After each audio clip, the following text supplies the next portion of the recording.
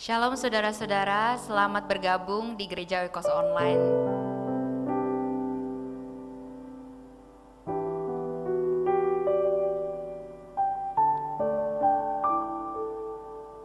Tenanglah kini hatiku, Tuhan memimpin langkahku.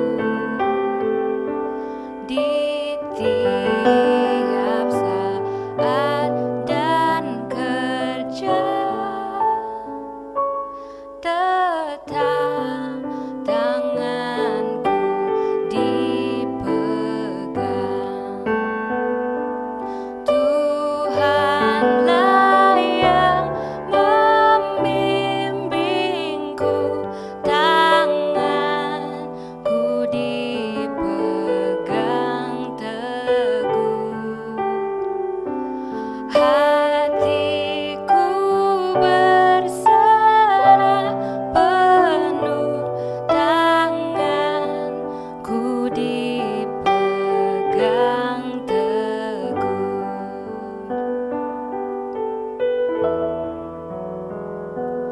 Di malam yang gelap benar, di taman indah dan segar, di taufan dan di laut tenang, tetap ku rasa tangannya. Tuhanlah yang membimbingku, tanganku dipegang teguh. Hatiku berserah penuh, tanganku dipegang teguh. Tuhanlah yang membimbingku, tanganku dipegang teguh. Hatiku berserah penuh, tanganku dipegang teguh.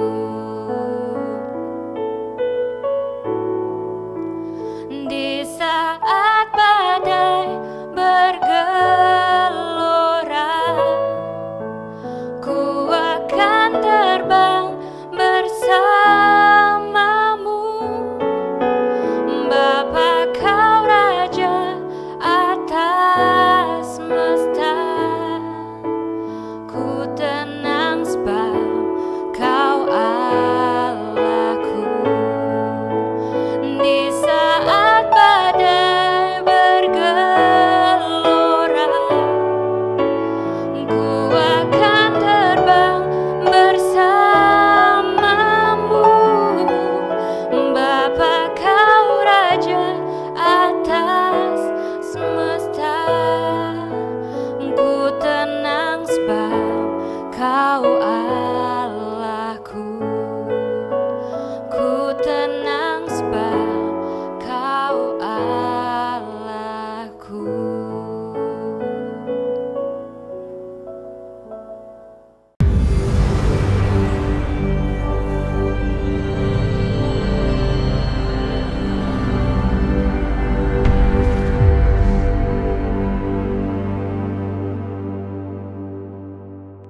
Saat ini adalah saat yang sulit, sukar, susah dialami oleh siapa saja.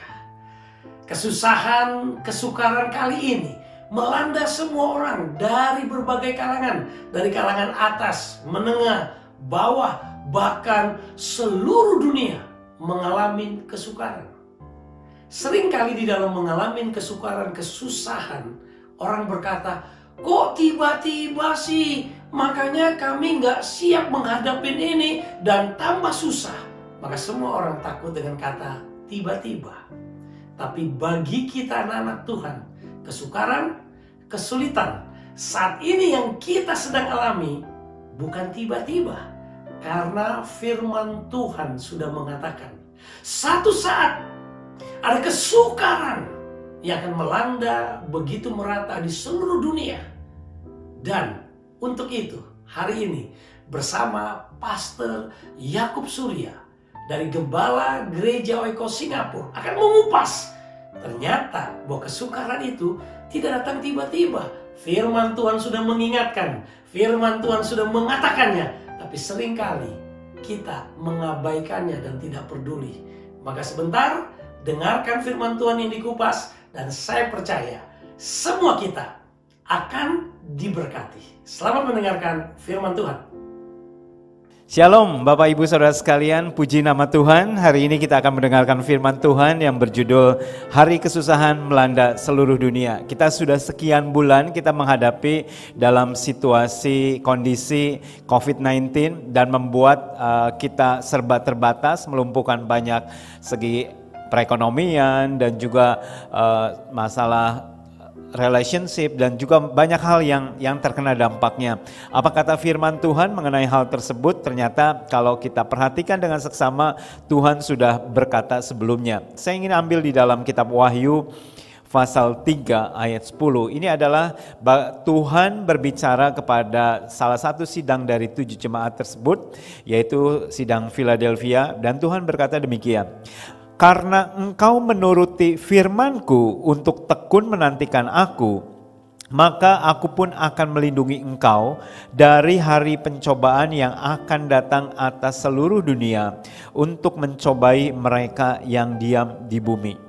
Nah, kalau saudara perhatikan dengan seksama di ayat 10 itu dikatakan ada hari pencobaan yang akan datang atas seluruh dunia. Pernahkah ada kejadian seperti ini sebelumnya? Jadi di masa-masa lalu ada hari pencobaan yang datang atas seluruh dunia. Dengan kata lain, seluruh dunia ini mengalami hal yang sama. Ya, mungkin kita membaca dari surat kabar, ternyata pernah ada kejadian pandemik yang seperti ini yang memakan korban sampai puluhan juta tahun 1900-an. Tetapi itu pun tidak datang atas seluruh dunia. Ada beberapa bagian dunia yang tidak terkena dampaknya. Perang Dunia Pertama, Perang Dunia Kedua, itu disebut Perang Dunia karena melibatkan sekian banyak negara-negara. Tetapi tidak seluruhnya negara itu terkena musibah atau malapetaka atau bencana perang tersebut.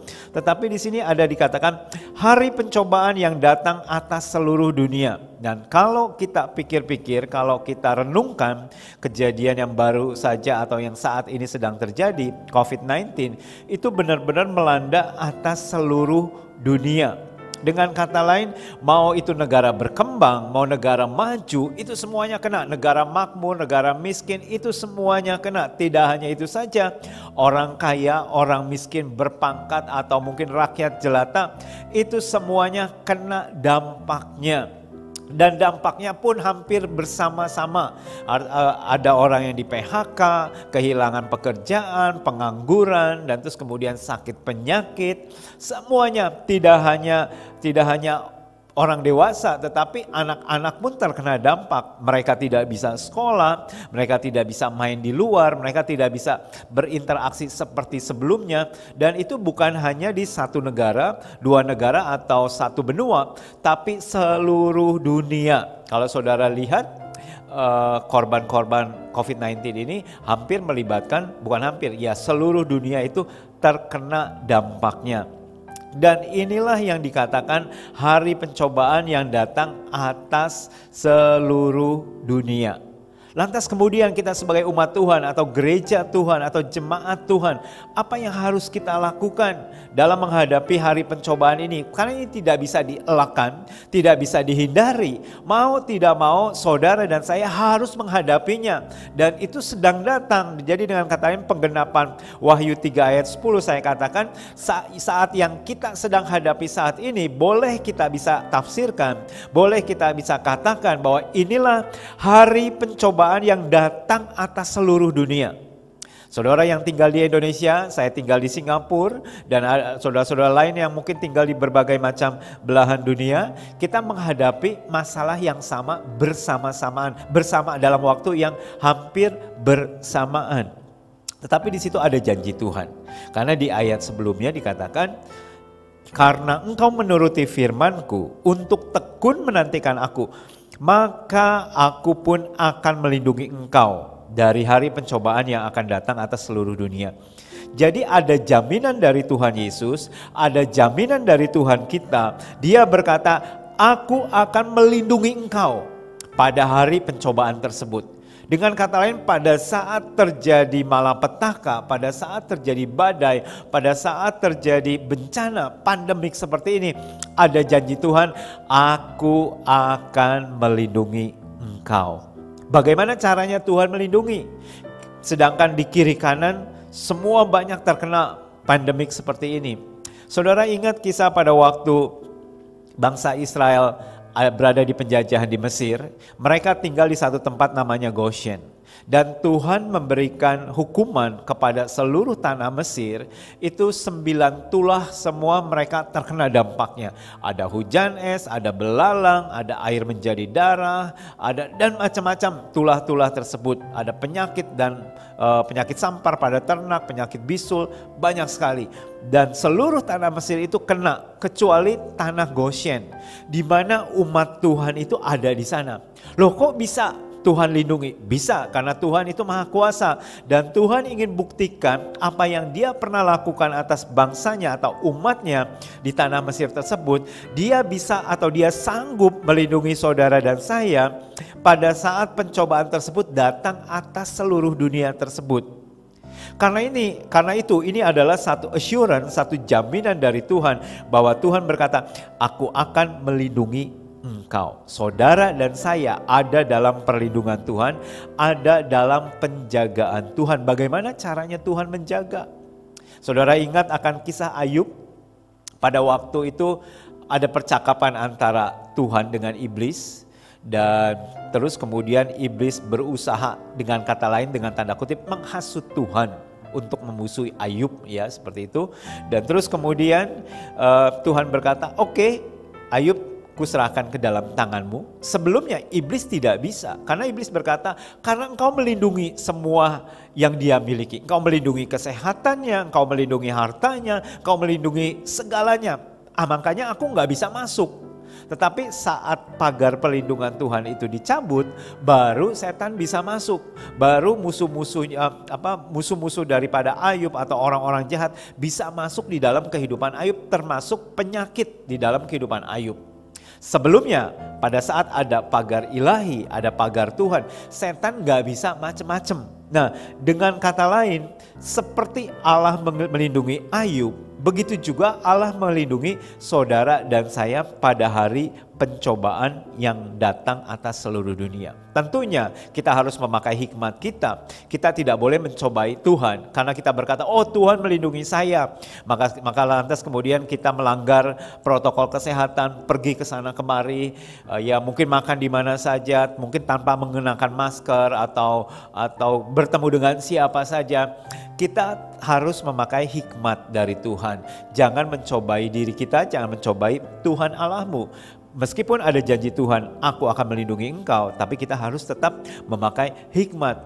Untuk itu, kita tidak perlu terlalu cemas. Untuk itu kita tidak perlu terlalu takut.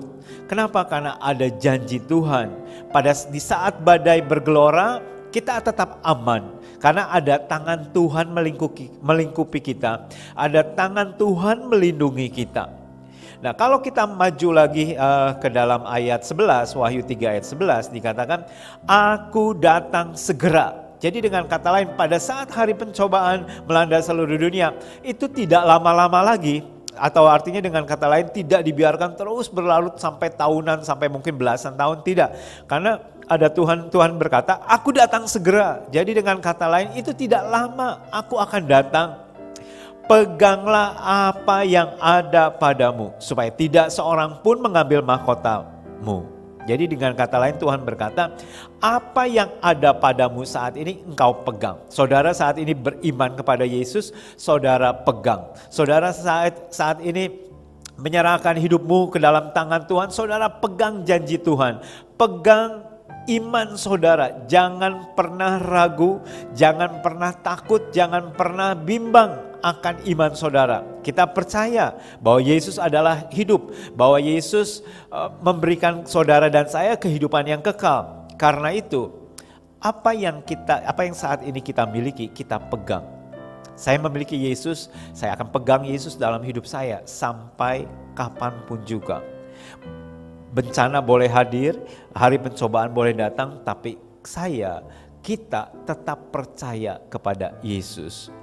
Karena apa yang Yesus janjikan, dia tidak pernah bohong, dia berjanji dan dia mengabulkannya dan dia sanggup menggenapinya karena dia adalah Allah yang Maha Kuasa. Nah karena itu apapun juga pergumulan saudara saat ini, masalah yang saudara hadapi saat ini, kita percaya bahwa ada jaminan dari Tuhan. Yang pertama Tuhan berkata, aku akan melindungi engkau. Pada waktu saudara harus terpaksa, katakanlah keluar dari rumah, harus mengerjakan segala sesuatu, mungkin melalui karena pekerjaan saudara, atau karena anak saudara, mau gak mau saudara harus meninggalkan rumah saudara untuk pergi ke satu tempat yang mungkin sedikit berbahaya. Tapi karena memang harus atau terpaksa, tidak ada jalan lain, peganglah janji ini bahwa aku akan melindungi engkau. Tentunya ya kita tetap memakai protokol kesehatan. Karena itu terhadap kondisi saat ini kita tetap percaya.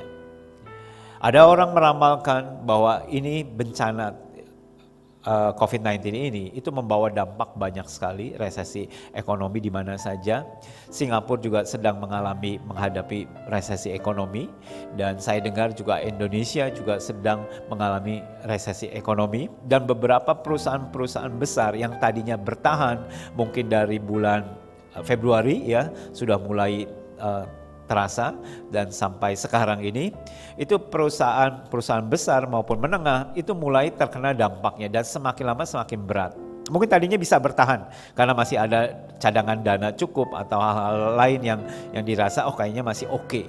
Tapi setelah sekian bulan ekonomi mengalami kondisi seperti ini dan beberapa perusahaan besar terpaksa harus mengurangi pegawainya. Mulai ada banyak orang-orang yang jobless atau nganggur, mereka di PHK karena mau gak mau dalam keadaan kondisi seperti itu. Beberapa toko-toko mulai gulung tikar, mereka mulai tutup, dan kondisi ini cukup mencemaskan, cukup menakutkan, sehingga ada beberapa orang-orang yang terpaksa dirumahkan atau nganggur. Dan pada saat kondisi seperti ini untuk mencari pekerjaan yang baru tidak mudah, karena di mana-mana mereka sedang mengurangi pegawai dan mereka tidak mencari pegawai baru. Ada keadaan kondisi seperti itu. Tetapi di sini ada janji Tuhan. Tuhan berkata, aku akan melindungi engkau. Pada waktu Tuhan berkata, aku akan melindungi engkau, tentunya Tuhan juga berkata, aku akan melindungi keluargamu juga. Karena suami dan istri adalah satu. Pada waktu Tuhan berkata, aku akan melindungi engkau kepada suami, itu juga Tuhan berkata, aku akan melindungi engkau kepada si istri, ya, kepada satu keluarga. Jadi satu keluarga itu akan diselamatkan atau dilindungi oleh Tuhan terhadap kondisi seperti ini. Dan penting bagi kita untuk kita memegang ayat ini sehingga kita tidak mengalami kecemasan, kita tidak mengalami kegelisahan, kita tidak mengalami ketakutan karena kita pegang akan janji Tuhan. Karena itu firman Tuhan berkata, peganglah apa yang ada padamu. Seberapa besar pengertian saudara tentang kasih Tuhan? Seberapa besar pengertian saudara tentang penyertaan Tuhan di dalam hidup saudara. Biarlah pada saat saudara mendengarkan firman Tuhan pada hari ini, saudara dikuatkan, diteguhkan bahwa ada jaminan dari Tuhan Yesus bahwa Dia akan melindungi saudara dan saya pada hari pencobaan yang sedang melanda seluruh dunia ini. Pada hari seperti ini, pada saat kondisi seperti ini, Tuhan berjanji Dia akan melindungi saudara, Dia akan melindungi keluarga saudara, Dia akan melindungi segala sesuatu yang saudara miliki. Janji firman Tuhan akan digenapi, karena itu kita pegang janji Tuhan. Dan terus kemudian Tuhan berkata, aku akan datang segera. Karena itu kehidupan selanjutnya adalah kita mempersiapkan diri kita untuk menyambut kedatangan Tuhan yang kedua kali. Amin. Tuhan memberkati. Mari kita berdoa. Tuhan Yesus, terima kasih buat janji firman-Mu yang berkata bahwa Engkau akan melindungi kami Tuhan. Engkau akan melindungi umat-Mu Tuhan di dalam masa-masa kesulitan, hari kesusahan yang sedang melanda di seluruh dunia ini Tuhan. Kami tidak tahu kapan ini akan berakhir, tapi kami tahu Tuhan, kalaupun ini kami harus melaluinya sebulan, 2 bulan, atau mungkin sampai setahun lebih, kami tidak takut bahaya karena ada janji perlindungan Tuhan bahwa Tuhan sendiri akan menjaga kami. Tuhan sendiri akan melindungi kami. Terima kasih Tuhan buat jaminan ini. Terima kasih buat kasih karunia Tuhan. Dan biarlah Tuhan kami tetap memegang iman kami kepadamu Tuhan. Terhadap situasi kondisi yang saat ini umat-Mu sedang alami. Tidak ada satupun Tuhan iman dari mereka yang gugur. Iman dari mereka yang lemah atau goyah Tuhan. Tapi kami semakin dikuatkan di dalam Engkau Tuhan. Terima kasih Tuhan, berkati umat-Mu yang saat ini sedang mengikuti ibadah live streaming ini Tuhan. Kiranya tangan Tuhan menguatkan, tangan Tuhan menolong. Kalau ada di antara mereka yang saat ini mendengarkan, mereka sedang mengalami kesulitan, sedang mengalami kondisi keuangan yang cukup sulit Tuhan, serta hal-hal yang terjadi di dalam hidup mereka. Kami berdoa Tuhan, biarlah penyertaan Tuhan, kekuatan dari Tuhan menjaga dan melindungi mereka Tuhan, di dalam nama Tuhan Yesus. Terima kasih Tuhan. Haleluya. Amin. Kita sudah mendengarkan firman Tuhan yang luar biasa. Saya percaya kita semua dilengkapi dan diberkati. Untuk itu, sampai ketemu minggu depan bersama Gereja Oikos Online Australia. Tuhan Yesus memberkati.